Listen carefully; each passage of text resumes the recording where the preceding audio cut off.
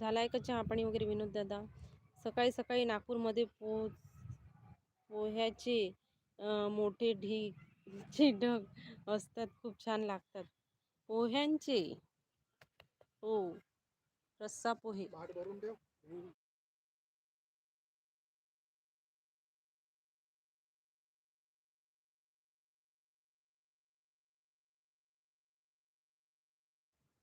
नाही नाही म्हणतात तर्री पोहे. हा, तर्री पोहे.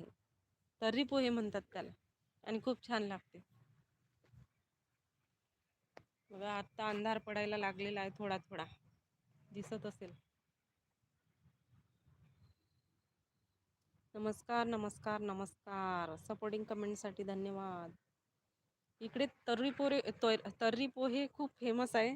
आणि आता जास्तीत जास्त तर तर्री पोह्यापेक्षा काय म्हणते त्याला, नूडल्सच जास्त फेमस आहे. मावा पण खूप फेमस आहे. चायनीज जास्त फेमस आहे. चायनीज, गुपचूप. इकडे काही नाही, इकडे सगळंच फेमस आहे. लोकांना फक्त खायला पाहिजे.